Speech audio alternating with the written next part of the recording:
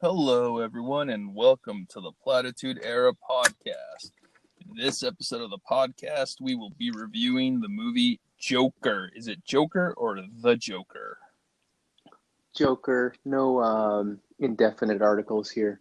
Okay, so first and foremost, we want to thank everyone for listening to us on the go or YouTube. So I'll get more into that detail later because according to YouTube analytics, you want us to get straight to the point. So, very controversial movie here. This podcast, I expect it to be very controversial. In this podcast, usually in podcasts, when we talk about bad movies, we'll go into a discussion for about a whole hour. Given this movie, do you think we're going to go over an hour, or are we going to try and keep it within that hour? I mean, let the conversation flourish as it may. You hope for the best, but if a conversation flourishes, then perhaps an hour longer will be required. Who's to say? Let's try and keep it under 5. All right, because I'm really going to need your help here. I have way too many notes, so I know a lot of this stuff is going to have, a lot of my notes are going to have to be cut out. All right. Now, do we have Let's start at the beginning. Do we have a really good podcast for the people today? Probably not. I've been drinking. Oh, it hurts when I laugh.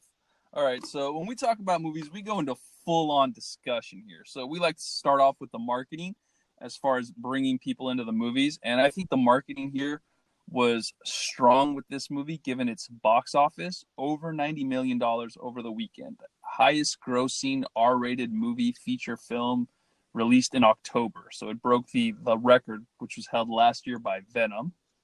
Broke the record for longest running October films with an R rating that were on the 3rd week of May, 4th of May, 7th of July, August 13th, 14th, blah, blah, blah, blah, blah.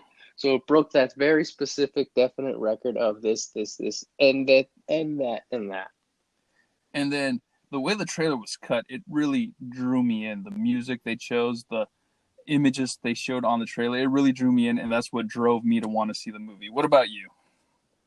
I have a feeling like, for the majority of folks, clearly the marketing worked. It made $90+ million on its opening weekend. But I'm pretty sure for fans of Batman, or fans of the Joker, fans of DC or comics or whatever, they're probably cautiously optimistic. Like, the Hangover guy wants to make a Joker movie. All right, we'll see where this goes. So the first trailer came out, and they're like, all right, it's just premise. Joaquin Phoenix, it kind of looks like Taxi Driver. We'll see. I don't know, but hopefully nothing too bad. And then as time went on, people were like, okay, it looks like it's pretty good. And then it made its rounds in the festival circuit, and people were like, hey, it's getting some pretty good reviews. Let's see how this thing plays out.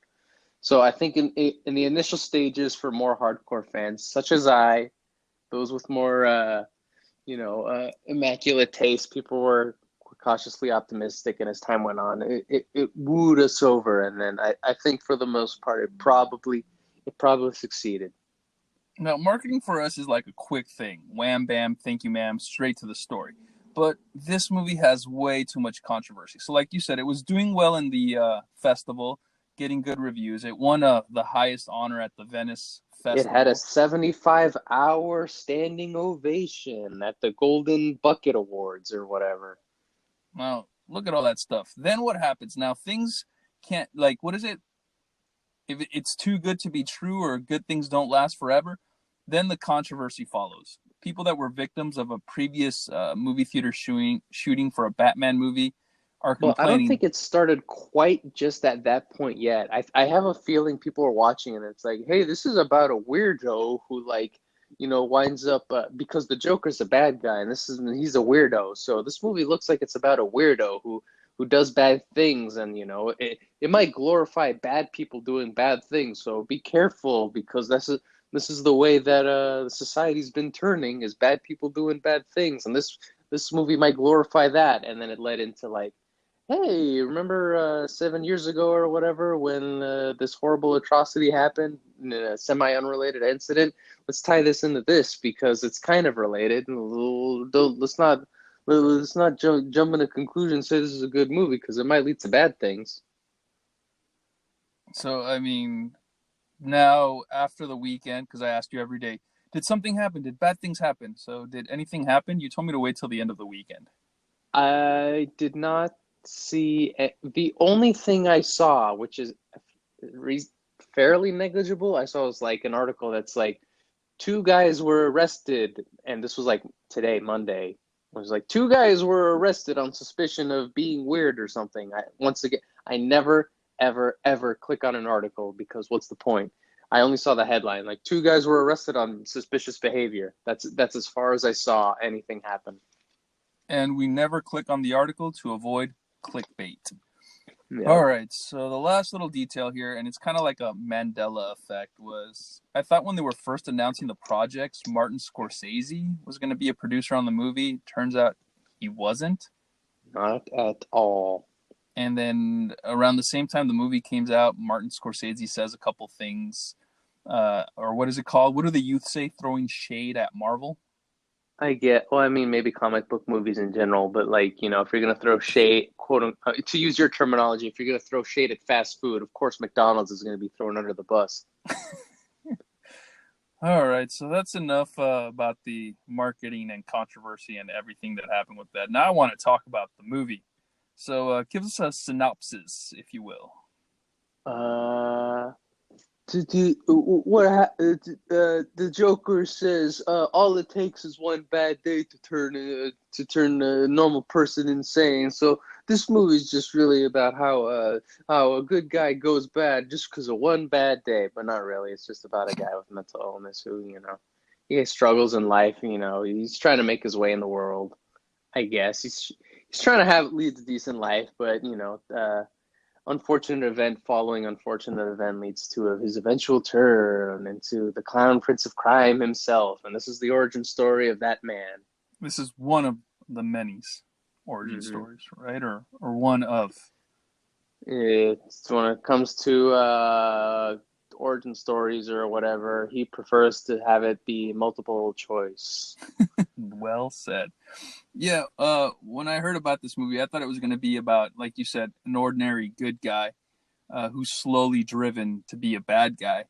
And it turns out that the movie starts off with him already having a mental illness, already being crazy, but he's trying to get better.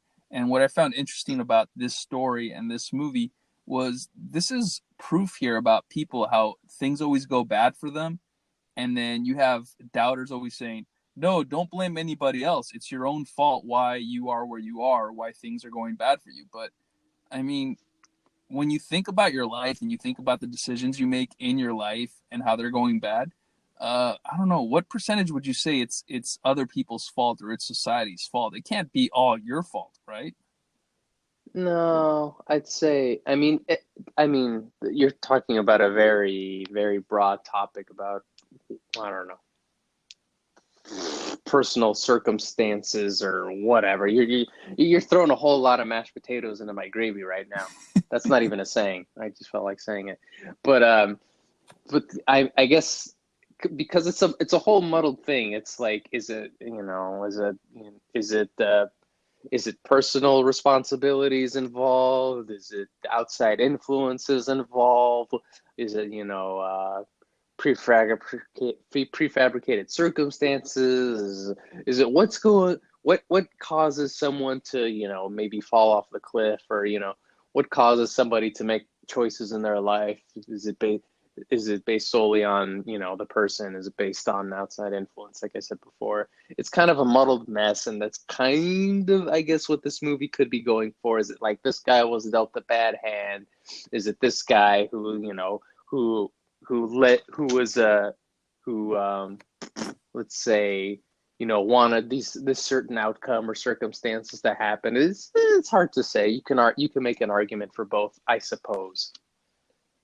So this movie, the story, not really much of a story here. This is more of a character piece. We're following a character and we're seeing his transition. He starts off one way. He tries to get, well, pretty much the character goes through a roller coaster. He goes through ups and downs.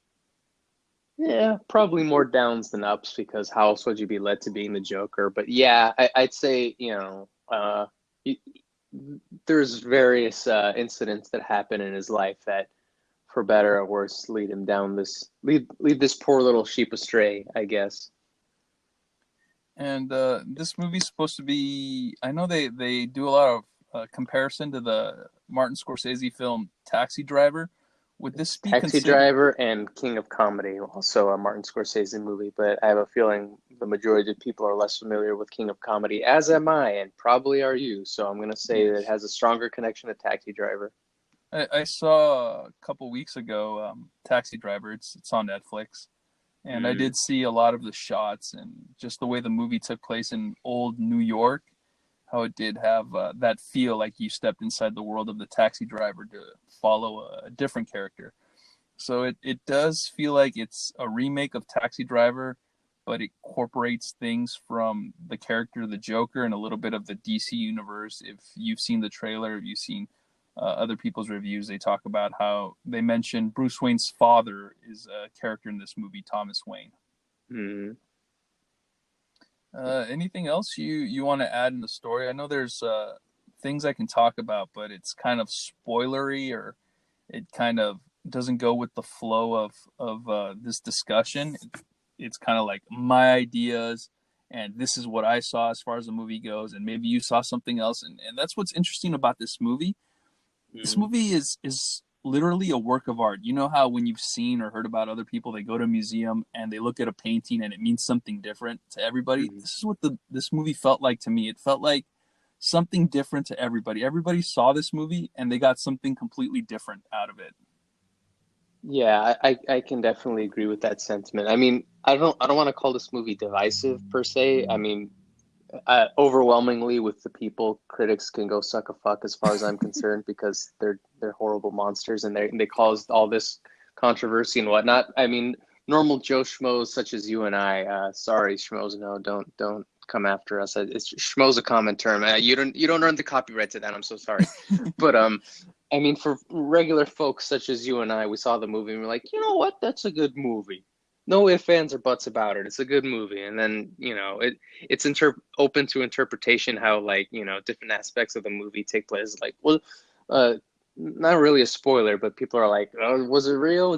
Like, how much of this movie is like I don't know what the term is, the unreliable narrator or whatever. And it's like, how much of the story is true? How much of it isn't? How much of it is like, uh, you know, a figment of the man's imagination? Is it in the past, the present, the future, whatever? It's all kind of muddly, and it's all kind of like, well, I can take it 15 different ways. Well, not really. It's not Inception levels of like, oh my God, there's so many layers to this movie. It's kind of like it's kind of a yes or no thing to relate it to Batman. A flip of the coin, as it were. With different elements in the movie. I mean, you can take it at surface level and say, yeah, this is what happened to the guy, and this is what led him down the path to becoming the Joker, and I think you get a satisfying movie out of that. But if you want to dig a little deeper into it, I mean, even director Todd Phillips was like, I'm not once again headline article, not actually reading the article. I think that'll be the motto of us is we're poor students and we don't actually cite our sources or read the articles. We're just going to read the headline. But like Todd Phillips is like, yeah, I'll reveal my motives for this movie eventually. So kind of saying that, yeah, he might have some cloudiness like attached to this movie, that not everything's quite as it seems. So open to interpretation. Ooh, this is where I'm going to get a lot of hate. I hope he never reveals anything about the movie because, I saw something, you saw something different, and I have reasons, you have reasons. And then if he comes out and says, no, this is what I meant, somebody's going to come out feeling hurt and say, no, but I really like this movie for these reasons and these theories, and here's why I think this and this, and you're saying it's not, and I'm wrong, and now the movie is not as special as it was before. Yeah, I mean, everybody wants to attach some sort of purpose or meaning to this movie. Like, oh, how does the Joker become the Joker? Like, what's this movie trying to say? Is it this or this or this? And then like I think a lot of people were like had high expectations for this movie and wanted like to it really grasp on or attach something to it. But like me personally, I don't try to like delve deep into like, oh, what the meaning of everything is. I don't read every like Batman comic backwards and forwards to try and like grasp onto something. I'm pretty sure me going into it the same Todd Phillips was when he made it is like, I'm just gonna, here's I'm gonna lay this out, whatever. You can take what you will as you please. And that's how I feel like when I was watching this movie. I'm like, I'm not gonna try and like like gather as much as I can from this movie. Like, this character is about a man who like doesn't really care about anything, who does whatever he wants, and doesn't really have any meaning or purpose, or he just does or goes for it. He's like a dog catching a car. He wouldn't know what to do if as soon as he caught it. So that's what I kind of took from this movie. It's like it doesn't necessarily want to say much. It's like, sure, mental health, or like, sure, the not really helping your fellow man or whatever, but the Joker is a wild dog trying to chase that car, and just whatever may come. And that's kind of what I took out of this movie. I wasn't seeking deeper interpretation or deeper meaning. Just what I saw on the screen is what I got, and that's how I felt when I was watching this movie. And I would say I was wholly impressed and for the most part satisfied with what I got. When I sat and I watched this movie, I was left with my mouth open. I just couldn't believe what I saw. I went through a lot of different emotions and feelings through this movie. There was times where I was like, wow, this is a really good movie. Other times I'm like, I feel bad for this character. I feel really sad. And then, the name of the title. The movie spoils it for you because of the title, because, the poster, he's going to become the Joker. And just the whole time I'm rooting for him and I'm hoping that things will work out fine for him. Yeah, I mean, like this movie's kind of like, if you want to, you can kind of like divide it into two parts. You can have like the sad downfall of Arthur Fleck, Joaquin Phoenix's character. The pre-Joker persona is this character Arthur Fleck who struggles with mental illness. He lives at home with his mother. He lives in a shitty apartment, has a shitty job, struggling to make his way in life, and then cascading effect occurs in his life where just things get worse and worse progressively, and then eventually he turns into the Joker. And once he becomes the Joker, then it kind of delves into this darker character who doesn't give a damn about nothing, does whatever he wants, and does everything for the quote unquote lulz. And he just everything's a joke to him, but his sense of humor doesn't quite line up with everyone else's.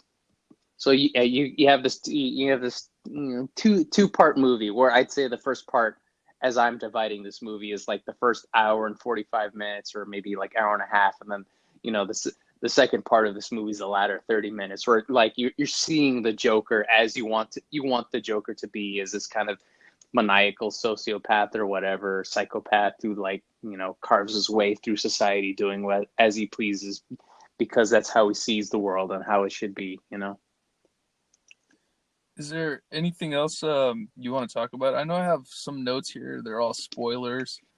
I mean, you said this is the biggest movie to come out in October during 90-degree weather and like in the 21st century. So, I mean, I'm going to say the majority of people that would be listening to this, if anybody listens to this, probably already saw it. So if you haven't seen it, I'd say, fuck off or forever hold your peace, and, get to spoilers if you want. All right, so we're slowly transitioning from a spoiler-free to a spoiler review, but I'm going to buy people time so they can debate whether they want to, how the drill goes. You pause this podcast, go watch the movie, come back and join us for the continuation, the spoiler talk. So I'm going to buy you a little bit of time.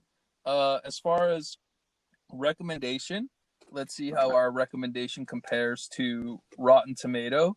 According to Rotten Tomato critic scores, they gave this movie a 69%, but it's certified fresh. I'm confused. I didn't know 69% movie could be certified fresh.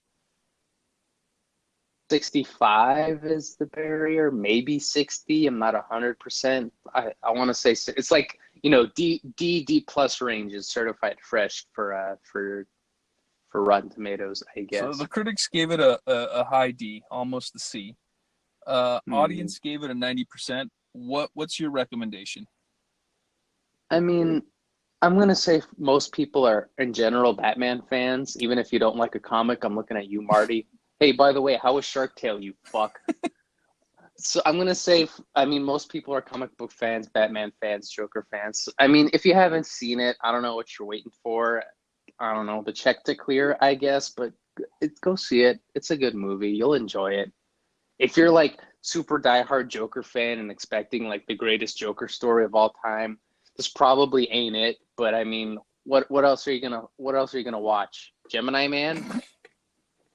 No, this is, what did you say, the most controversial movie of the year or the most controversial movie of the decade? For me, Booksmart's the most controversial movie. That movie sucked. Because this movie is very controversial. So I'm going to give my recommendation here. And I mean, what did you expect from a controversial movie? You have to have a controversial recommendation here. And my recommendation for this movie is skip it. Eh? Yeah. Are you high? Yeah. If you're like me, Okay. I'm Nobody's like you, but go on. if you're like me, I'm more of a fan of a movie that's more story driven, and this movie's character driven. And I was sitting there, I was watching the movie, and this is not the kind of movie that I would want to see again. It's too character I driven. do want to see it, but because of the whole, like I said before, as I was teasing earlier, the whole unreliable narrator thing, you do want to see it again because you do want to pick apart if there are like elements in the story that aren't quite as they were delivered in the movie. But I mean, you do you, I guess. Just to argue against your character driven thing, like when I was watching this movie, I was kind of reminded of when we saw what was it, Manchester by the Sea, where it just kept going and going, and it didn't feel like it was leading to anything. And like there was a brief moment when I was watching this movie, probably like an hour in, I'm like, he's not the Joker yet, and it's kind of this movie's kind of going, but I'm still interested in the movie because I know where the end point is for this character, and because it's called Joker, so you know where he's gonna wind up. So you're still kind of invested in what's going on. Like he's gonna become the Joker, and you know more and more things are building up, and he's not quite there yet. But you're kind of curious what will be the proverbial straw that breaks this camel's back. So for me, that's what led me to towards the end, or you know, towards this satisfying conclusion versus other movies which kind of feel like they drag on and meander. But I mean, that's your horribly incorrect opinion, and you know yours is yours, I suppose. Yeah, because this was a character piece, and you know I've seen other movies, and I've also said the same thing, skip it,